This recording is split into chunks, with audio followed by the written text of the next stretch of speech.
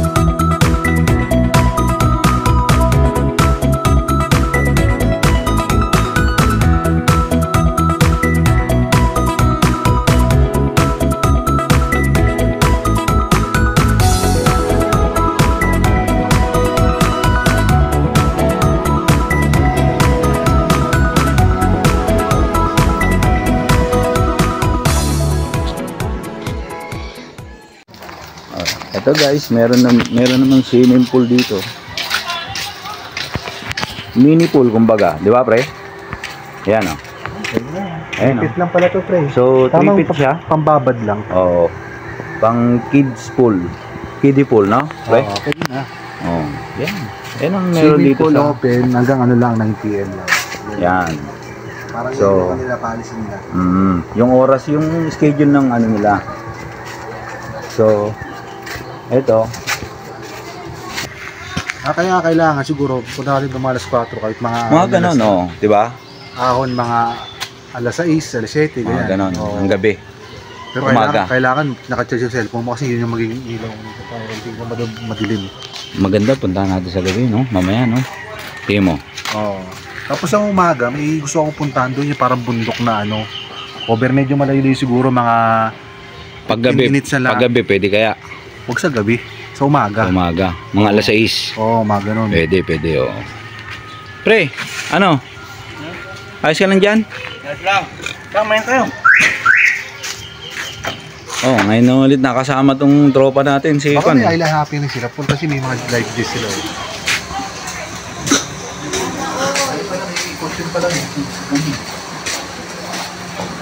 Ano yung kwarto? Ah, yan. Mga silip. Kayo daw, ano, sa labas, sa hiliran. Ito yung kwarto. Yan. Oh, yata, oh. Kay Miriam to eh. Dito sila aero, dito na sa baba. Guys, kung magre-rent kayo rito, kung gusto nyo mag-bakasyon dito sa Casa Teresita, ito yung mga rooms nila rito. May air conditioner, tapos may double deck, Di ba, pre? Extra bed. May extra bed pa. Tatlong kwarto. Pagka kinulang. 3 kwarto. Yan, 3 kwarto. Asan pa yung iba, pre? Yan. Pakita mo. Yan. Ito. Yan. Double deck uli. Oo. Pero ito, hindi siya aircon. Yung sa may kabila lang. Oo. Pero, may extra bed uli. Yan. Double deck din. Ito na may pangatlong kwarto. Pangatlong kwarto. So, hindi natin bubuksan ako may tao. Yun lang. Katukin mo muna. Tao po. Tao po. Clear.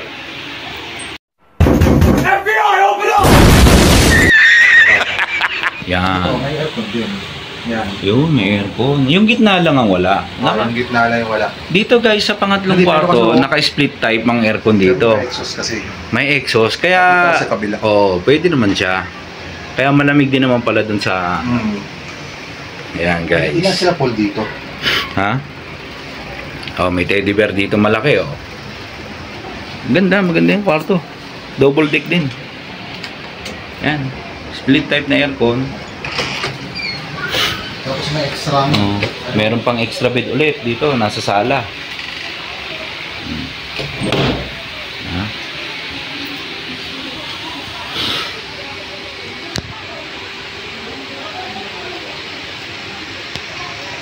Batangas Varsitarian. Oh, yan guys. Meron ano rito, may faucet, may kitchen. Kasama na rin mga gamit pang luto. Oh, pati gamit panluto. Kung gusto niyo magluto dito, libre na. May water dispenser pa. May ref. Pwede Oo. Pwede refrigerator, pwede rin ho kayong gumamit dito, guys. Diba? Yan. Maganda. Tapos yung rice cooker, gusto nyo na rin yung rice cooker, pang marami. Yan, pang marami yan. Kung halimbawa, marami kayo. Yan. Party. Yan.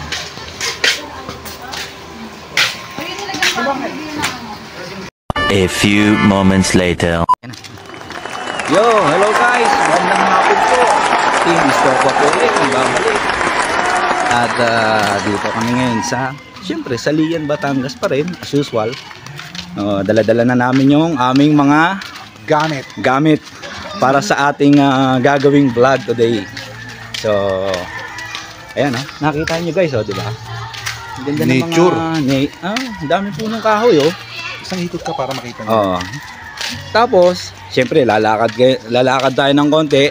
Ang makikita natin ay yun, dagat guys, ha? Ang bablog natin for today. Kaya eto, ang dami mga halaman dito guys. Ayan, kita nyo. Talagang sila rito. Nagtatanim talaga Nature sila. lover talaga sila kasi protected to ng DNR. Kaya nga Ayan, nagpupunla sila ng mga puno para itanim. Ayan, nakita nyo guys, napakaaliwalas dito, no pre? Oo. Ito naman, di ba? Mas may mga aso pang sumusunod na naman. Parang naalala ko tuloy yung sa Infanta. Parang yan yung tour guide namin dito. Oo, parang gano'n Mga aso na sumusunod sa amin Ayan guys, tanaw na yung tabing dagat. Pero parang low tide pre. Ha? Low tide. Hindi, kanina ko pa nga napansin yan, low tide Oh? Oo. Yung nadaanan natin doon na yung low parang tide. mga nangingisda doon. Low tide nga ngayon. Ayan alam mo. Guys, nyo. Hindi mapapansin masyado rito pero mababaw lang. oo, babaw lang Kita namin halos nakikita namin yung buhangin lupa. Ayan. Kasulukuyan, bukas pa yung gate na dinaanan namin kanina. Pero pagka hindi na, diyan kami dadaan sa may yan parang Dito. bundok sa may taas. Dito Kaya mag-trekking namin yan pag once na sarado Oo. na yung gate doon. sana nga bukas pa pre, para hindi na tayo makyat Oo. Pero okay na sa akin kung pabalik natin, i-trek natin yan. Pwede. Para adventure ba? Kahit pa paano exercise tayo pre. Di ba? Yan Yeah, may konting trekking na. Ayan. Yan, may packet na guys Kita nyo, may packet na Ayan. Umpisa na ng ng papawis.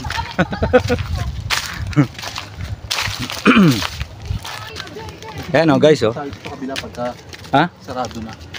Oh. Tanaw na rito, oh. Diba? Stick.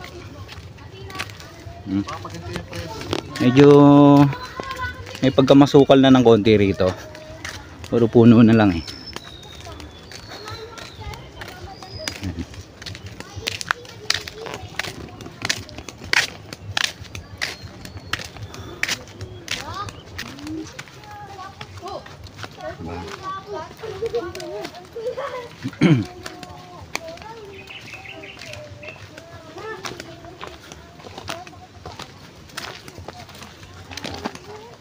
Nabuha-buhangin sa baba. Siguro kung high tide to, maabot hanggang dito yung tubig. Yan, oh. Kasi parang may mga mangroves dun banda eh. Dun, oh.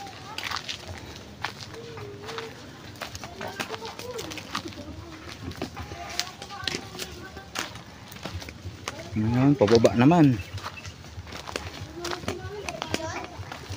Mawa naman tayo. Nakasunod pa rin yung mga aso guys. Oh. Oo, oh. Nakasunod pa rin sila. Baka sasama to hanggang dun sa dagat. Ating pababaan na naman dito. At parang meron ako natatanaw. Ano yan?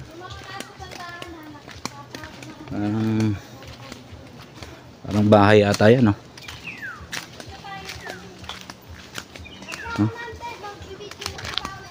Oh, dito na.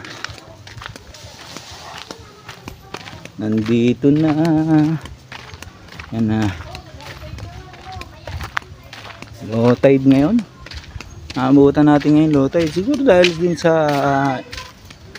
hanggang ngayon kasi mainit pa rin dito eh. Oh. Expected namin, akala namin maulan. Pero hindi, maaraw. Umalis kami ng Manila 4:30 ng umaga. Umuulan, malakas. So pagdating namin dito, mainit. Mula pa ng pagdating namin. Ayan na guys, oh. Oh. Ito, may mga mangroves dito. Ayan, ganyan. Ito. Buhangin. Ayan. Parang dun banda medyo malalim ata. Ayan, oh, guys. Low tide talaga siya, oh. Maganda dito. Ayan.